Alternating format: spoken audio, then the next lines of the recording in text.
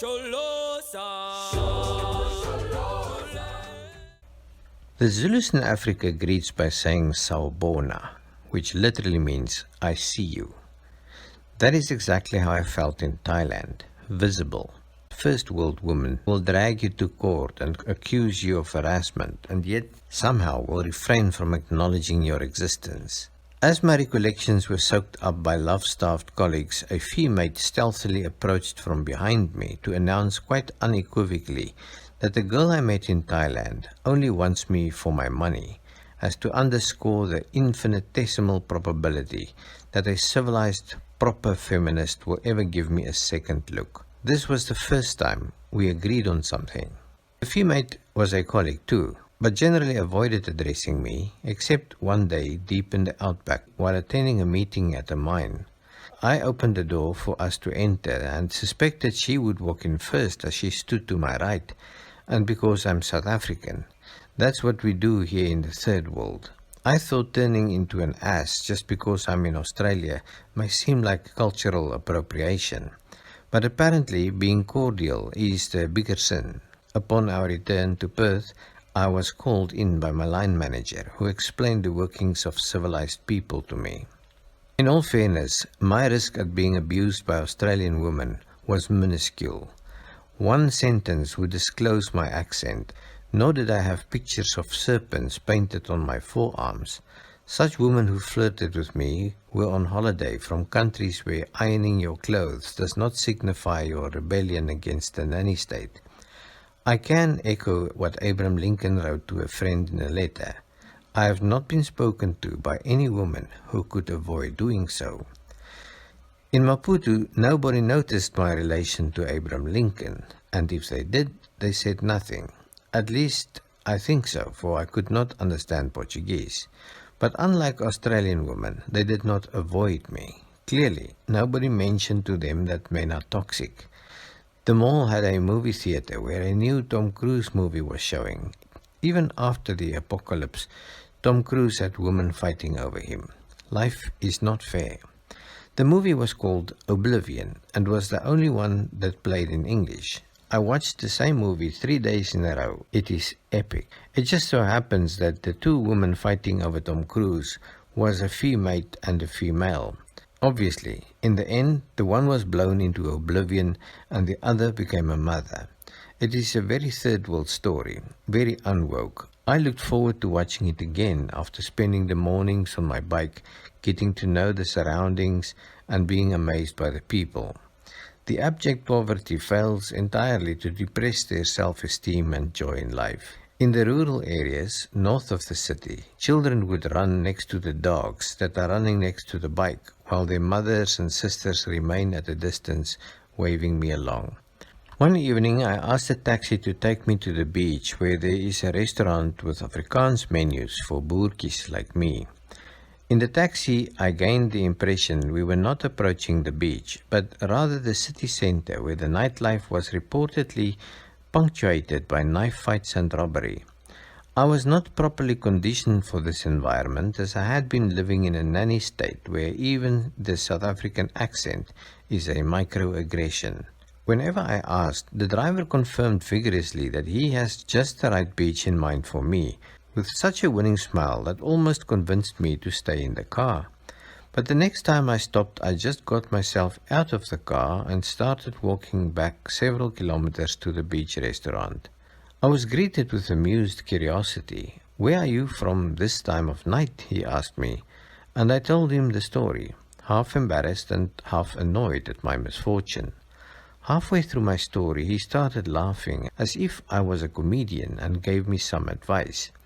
"Next time, ask the taxi driver to take you to the praia, because in the local vernacular, a beach is a woman."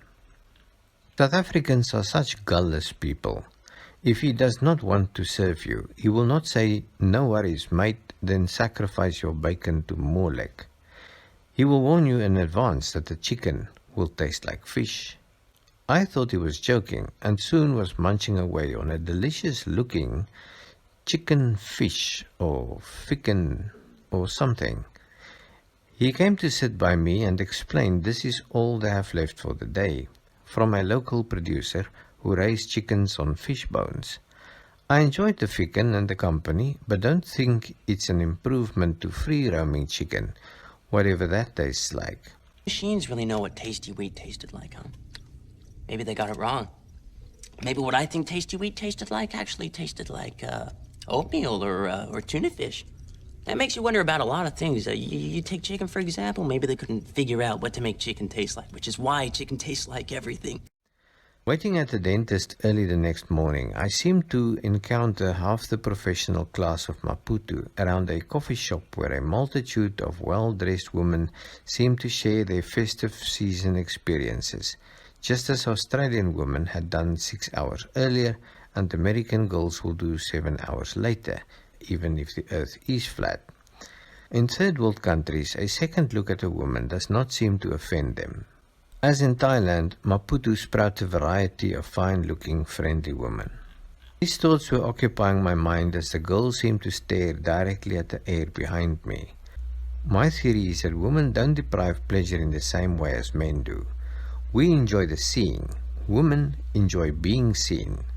So when a woman seems to stare at the atmosphere around you, she may be a climate scientist, but more likely she's observing you're noticing her. Even Australian women, who reportedly detest male interest, dress in such a manner as to elicit the attention they profess to hate. They don't need you for anything else. The government pay for half her expenses, her ex pay the other half, her next pay for the surplus, and all you need to do is to validate her desirability. Your simping will convince her that she has not yet hit the wall. In non-Western countries, feminism has not deprived women of respect for choosing to be a mother, a wife, and a helper, as Eve was to Adam. Though no system is perfect, and I do not pretend to believe women in Thailand and Africa live lives of eternal bliss, but they seem not to grow old alone. And if she don't remain the only wife of her husband, being the second wife may be better than marrying a corporation or a cat. I don't know. I'm not a woman. But from all the loveless men around, the mathematics indicate that there has to be even more loveless women. As we grow older, emancipated women discover their slavish friends with their mediocre husbands benefit more than her memories of exotic encounters with the handsome Chad with the sinking warship on his chest. I ordered coffee and pretended to fiddle with my GPS while facing the gaggle of girls waiting for their workplaces to open. One of them seemed tempted to talk to me, and I would certainly have invited her if experience had not taught me that the language barrier in Mozambique is as wide as the gender barrier in civilization. And yet, as I walked over, she stood one step closer as if to assist in my inquiry. "May I buy you a cup of coffee?" I asked. Her English was accented but educated. She attends university to become a lawyer, and she was happy to have met someone on whom she can practice her language skills, as she was also attending English classes after hours. I sat there grinning like Jeffrey Epstein in the company of a girl seemingly unaware or not caring that I could be her father. And for the life of me, I could not help but offer my further assistance in her English education. After work we went for dinner and watched Oblivion for the third time. It was when she told me that I looked just like Tom Cruise, I realized she is the most observant and intelligent woman I ever met.